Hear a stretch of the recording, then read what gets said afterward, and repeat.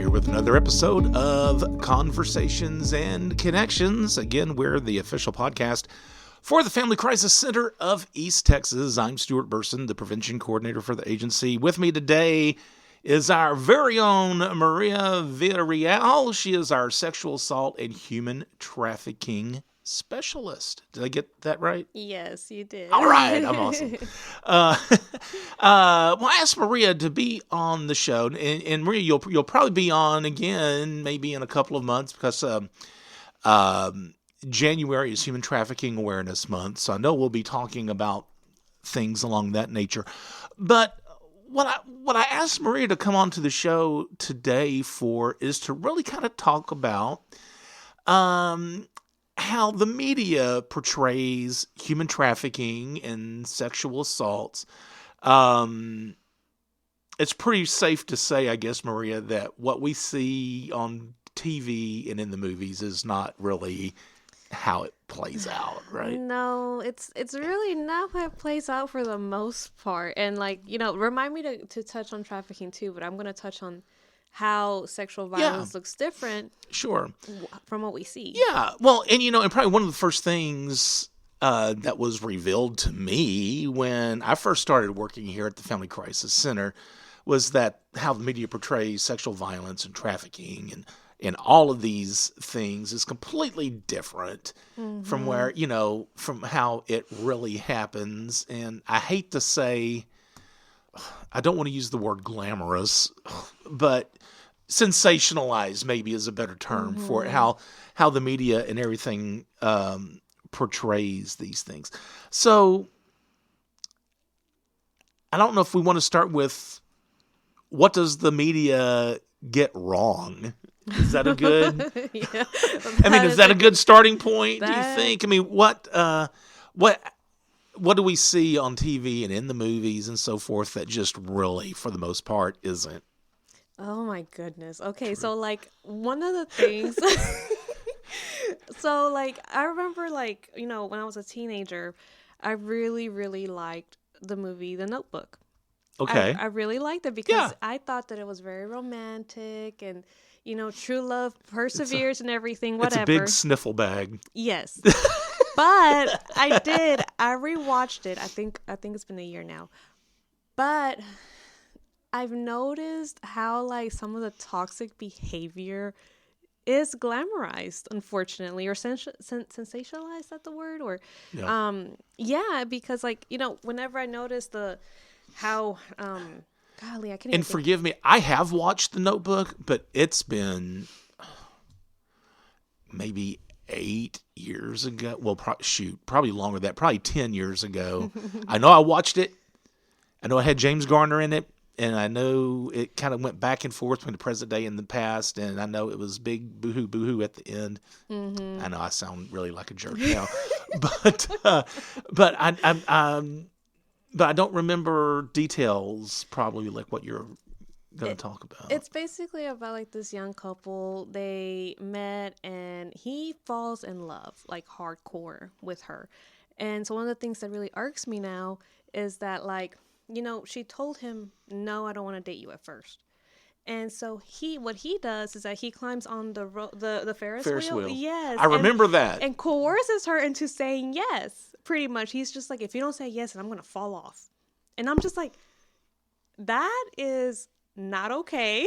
But, you kind of see that in a lot of, the young man who's not going to take no for an answer. He's going to go out and get the girl, and he's just going to no holds barred, and it probably makes for a good movie scene. But I guess, like you said, if you really kind of start dissecting that, it's to me, when I was a teenager, I thought that true love, a guy is not going to take no for an answer. He's going to persevere, and he really loves me. He'll convince me, which is not okay, obviously. A no is a no. Well, and that's one of the things when we do prevention work is, especially lately when I've been talking to young children about consent, one of the things we tell them is, don't let anyone trick you or force you or make you into saying yes about anything. And that's kind of like what dude is doing when he's hanging off the Ferris wheel, right? Exactly. That's what he's doing. And it's like, as a teenager, like I said, me and my friends, we were like, oh my God, Noah's so romantic. He never gave up. He didn't take that no. And now they're in love and everything. Which, I mean, in Hollywood, I mean, like you said, that kind of scenario does sell. But in real life, that's not okay. Right. A no is a no.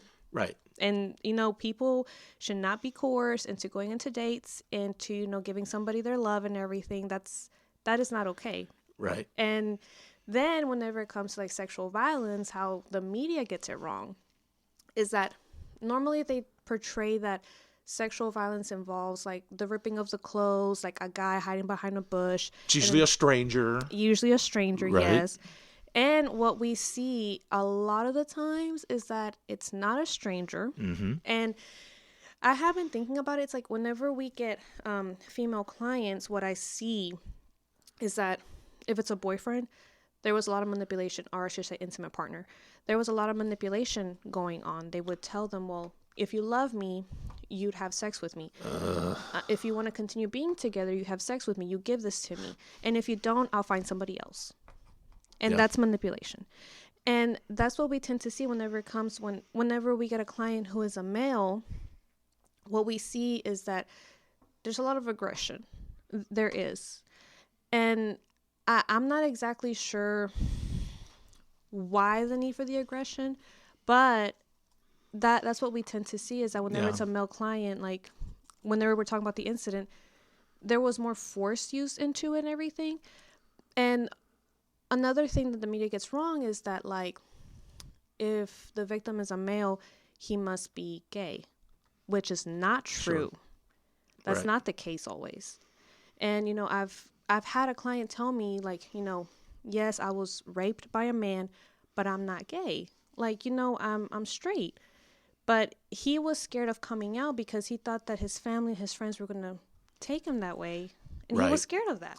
And that, in turn, I think that's why when we look at statistics, I probably, without a shadow of a doubt, the statistics that indicate male survivors or male victims of relationship violence are probably much higher than they really are because men are, I think, probably less likely to report because, like what you've said, well, people are going to think I'm gay. Or just, well, people are going to just think I'm weak because a sexual assault can even happen if the perpetrator is a woman and the victim is a male, and men are kind of hung up with that thinking, well, it's a sign of weakness, Yeah, and I don't think the media has done a good job to like give support to males to come forward because of the way they try to portray them. And it adds to that layer of shame and it makes it hard for males to come forward. Right. No, I agree. And then whenever it comes to trafficking, let me tell you. Well, when it comes to trafficking, the first movie I think of is Taken, which I'll be honest and I'll say it. It's pretty. Liam Neeson does a pretty good. I kind of dig the movie itself. I mean, he's kind of a badass, and he's gonna. I forget the line. When he's on the phone with his daughters. Like I will find you. Or something. I will find you. It's really cool, but that's really not human trafficking. No, it's not. Like, I'm not saying that kidnappings and abductions don't happen because they do. Right. But I read the statistic where the cases where abductions or kidnappings took place, I mean, it's about 3% of those cases. Everything, like the other 97%, it does involve like it being a family member, where the trafficker was a family member, was a intimate partner, was a friend, was somebody the victim knew. Right. And what we see is that like a trafficker doesn't automatically traffic and exploit somebody right off the bat. They build that trust with their victim first. They tell them, hey, my name is so-and-so, and, I want to get to know you, like what's going on, everything. They pick vulnerable people, and then once they identify the vulnerabilities and the needs that the person has, and they're going to be like, okay, well, like, with me, you don't have to worry about being abused. With me, you don't have to worry about going hungry and things like that. and they feel that need, and eventually they use that need against them.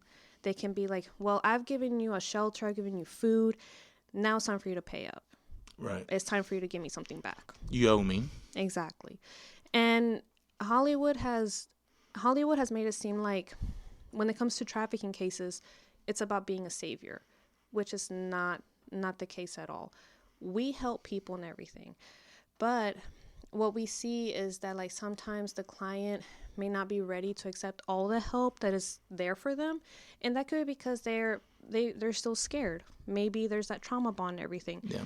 They're taking that step of coming forward little by little, and it does involve a lot of like, helping the client over and over again. But that is because we're trying to break that trauma bond. We're trying to make them feel safe, that, there are safe people that really and truly want to help you in a benevolent way. Mm-hmm. Like, we're not going to help you and expect you to return it back. Do you ever have clients who legitimately, It's sorry, okay, you're fine. believe that they, in fact, do owe the perpetrator something? It's not like they feel like, oh, well, if I don't do this, I'm being forced to do it. Like, they really feel like, well, he did do this for me, and I should do this. Yes, and this conversation actually took place not too long ago, but I did have a client tell me, she was talking to me about how she does not feel safe with her friend anymore. And so, I eventually asked her, okay, well, like, what does your friend do that doesn't make you feel safe? And so she told me. And so I was just like, okay, well, if you come to our safe house and everything, we'll help you. Like, friends don't try to control other people. And so she was like, well, I feel like I should still stay here with her because she did give me a roof over my head. She did give me food and everything. So there's that trauma bond that I was talking about. Yeah. She knows that it's not safe, but she still feels like she owes her something and she still needs to be there. Yeah.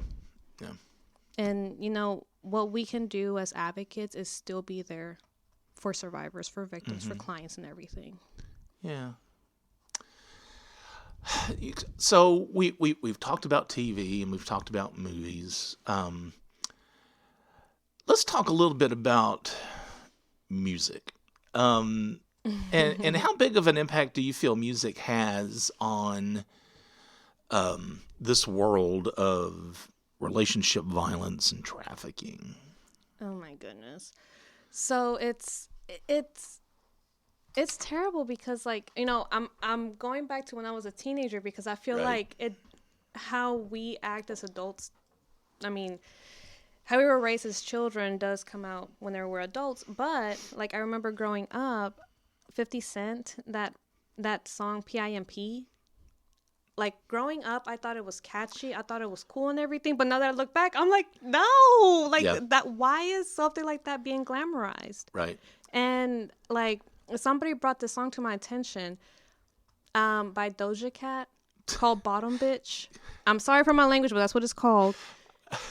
And I was okay. I'm just laughing a little bit because I have no idea who these people are. 50 Cent's a rapper. I mean, I know. Okay, I will admit I know 50 Cent, but this other person, I was like, I have no clue who you're talking about. She's new. I think she came out like 2 years ago now.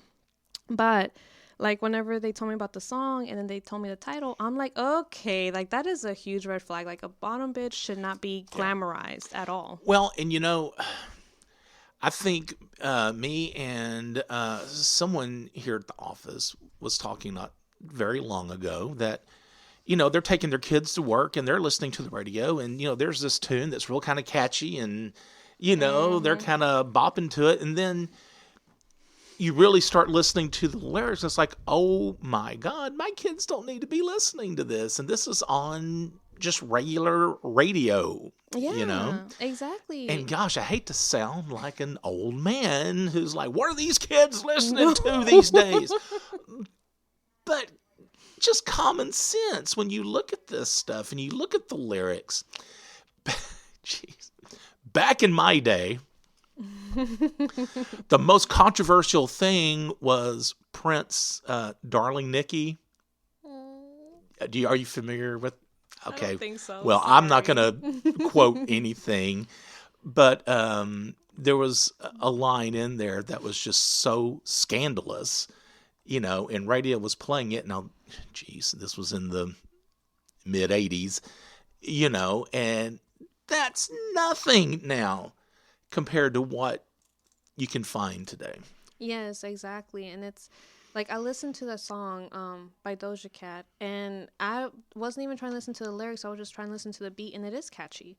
And it's those songs that sound so catchy and so upbeat that are dangerous whenever they have these lyrics that try to glamorize Yeah. something that shouldn't be. What do you think it kind of, I mean, and what is the impact? Do you think it just kind of normalizes behaviors or ideas? Am I making sense? You know what I'm saying? Yeah. Well, it's in a song and this is top 40 radio, so it must be okay, Or don't be a square. Jeez, I'm dating myself again by saying that line. Well, you're just not with it. You're not with the times. This is 2021. I don't know. But if being with the times, or if being hip or whatever involves like, being okay with certain lyrics, being okay with certain things, then I don't want to be hip. What does that? Well, what does that speak about the times, right? Yeah, it's definitely a big problem, because it's like it definitely tries to make something that should not be okay, like be seen as okay. So I'm just looking here. And then for people that don't know what a bottom bitch is, am I gonna have to put the M for mature tag on this podcast? all right, the other term is bottom girl. But what a bottom girl is that it's a trafficker's right-hand lady that keeps all the other girls in the stable in check. And so she reports to him. She takes the cash and everything. She can enjoy special privileges with the pimp, with the trafficker and everything. That's what a bottom girl is. Okay, so, well, I can't say I haven't learned anything new today. Doja Cat is the artist, if you can call them an artist. and I'm just, the chord, that's my trick. I'm her pimp. She's my flip. Do you know what that, I have no idea if that Honestly, anything. I don't think I know what flip means. But that's my trick. I'm her pimp. That's my hoe. That's my dough. Now, this is a song that you can hear on... Yeah, like the person told normal me radio. that she heard it on the radio. This is a few years old. This is from 2019, it says. Well, and again, I'm not trying to sound like the gullible old man who doesn't know what's going on in the world, but again, I'm hearing my parents when I'm talking, but is that really art? Is that really... No. What? But anyway, that's a whole other topic and a whole other rant, I guess. And then, like, if you look at the music video, it's highly sexualized too. Yeah. So it's just, what? Yeah. What is the radio really putting out there? Right. Well, and you think about it, and you can't just definitely the songwriter and the performer has something to do with this. But if you think about it, the record executives had to say, yeah, hey, let's release this. The suits upstairs, quote unquote, had to give it their stamp of approval, say, yeah, let's release this. Radio stations had, have to say, okay, yeah, let's play this. Yeah. So, yeah, I'm not saying the artist and the songwriter's innocent in all of this, but they're not the only ones that have a say of what we listen to. Yeah, and it's like, what are they really trying to say? What are they really trying to, portray out there? That's the other thing, too. You really can't play that card like I didn't know, or, naivety or anything like that. It's there. Yeah, yeah. And I've been guilty as heck also of listening to a song and not knowing what the lyrics are, because sometimes it's hard to understand the lyrics when you're just jamming to the music. You know what I'm saying? And listening to everything. How difficult all of this, the media's influence, the media's portrayal of domestic violence and sexual assault in TV and the movies, and then the music industries, the songs they're releasing. How difficult does the media's portrayal of all these things make your job? It it definitely can make it difficult because sometimes we have to like educate survivors what, domestic violence really is, what sexual assault really is, what human trafficking really is. And so it can be very difficult, especially whenever it's human trafficking, because if there's that trauma bond and they just don't understand that, this boyfriend, this girlfriend was my trafficker, and we try to educate them, we can lose them potentially because they can see us as the bad guy when all we're trying to do is just educate them. So it definitely can make our jobs difficult. And, it what I also see, and I with the education, there's that realization that, oh wow, like that's how bad it was. And then they start realizing how lucky they are to be alive. And the emotions are so raw. And for me as a direct service provider, sometimes the vicarious trauma, the vicarious trauma can set in because there's a lot of raw emotions in there. Yeah. And I just want to help. We just want to help. We want to educate and everything. But sometimes just educating them what domestic violence, sexual assault, human trafficking really is can be difficult because of what the media has portrayed. Sure. Is there anything that, as advocates and as even prevention people, and just FYI behind the scenes, Rebecca is here also. She's part of the prevention team.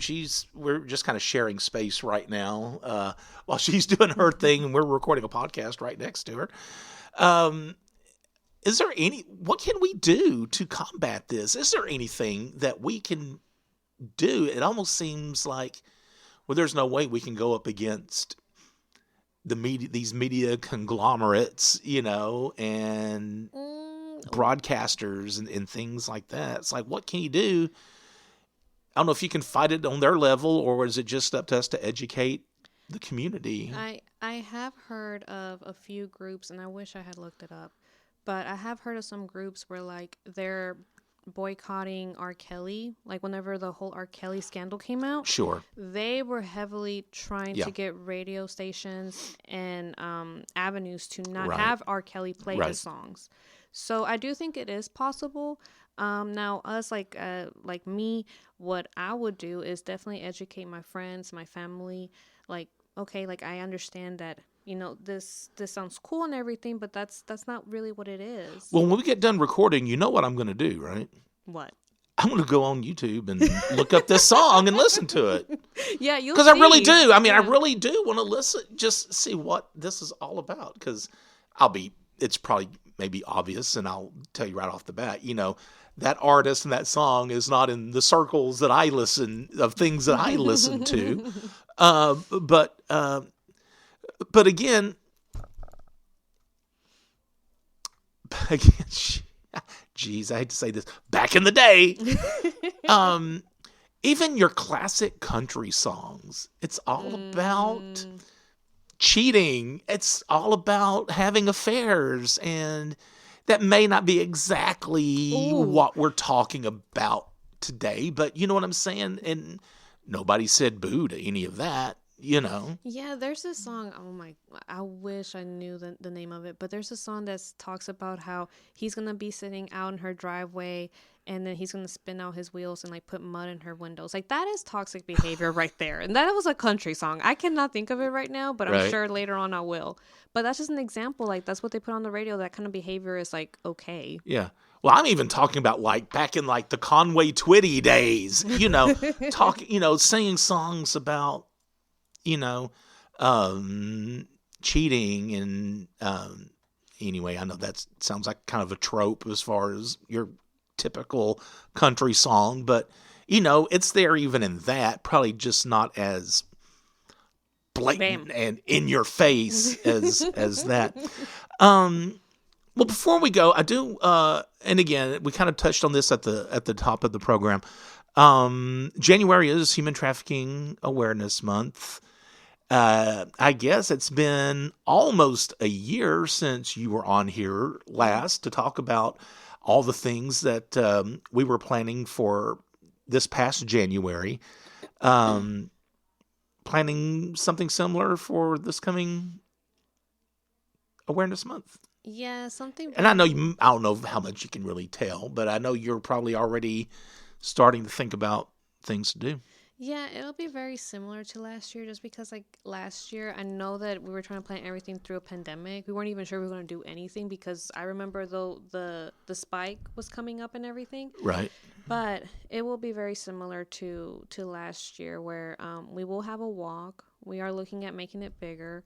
I can't really set a location yet because it hasn't been confirmed. Okay. But once it's been confirmed, then we'll have flyers out and everything, but we are looking at having food trucks out there, having speakers out there. Nacogdoches? Can Yes. we say, okay, so we'll be somewhere in Nacogdoches. Somewhere in Nacogdoches, yes. Food trucks. Yes, which Nice. will be new. That's something we didn't have last year.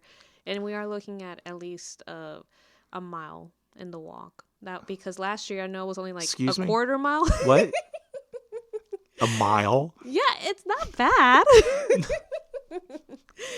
Wow. I walked and I was able to do it in 25 Okay. minutes, which one of the feedback that I got from last year is that they wish that the walk was longer. So we're looking at a Yeah. mile. Okay. Well, good. Awesome. Maria, thank you. I'm not blowing smoke in your face. I really mean this from the bottom of my heart. You have such a passion for this work, and I really admire you for that. I mean, you can tell just by talking with you that you really do have a heart for this. Thank you. And I do want to make a comment. I commented on this when we were in St. Augustine for our Domestic Violence Awareness Month. I just want to give a shout out to Maria's pendant that she's wearing. It's a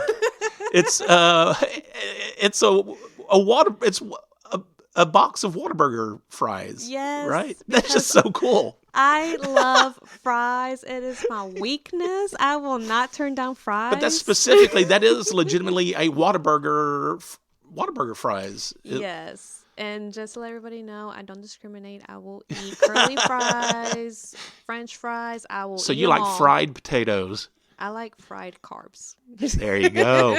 Awesome. Great. All right. Maria, thank you. Maria Villarreal, again, she is our sexual assault and human trafficking specialist here at the Family Crisis Center of East Texas.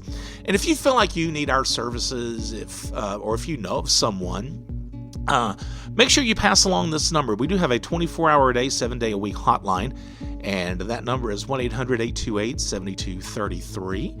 Again, 1-800-828-7233. And be sure to subscribe to Conversations and Connections. We're available on Spotify, Apple Podcasts, Google Podcasts, and pretty much any podcast service of your choice. And as always, remember, be the voice, if not for you, for someone else.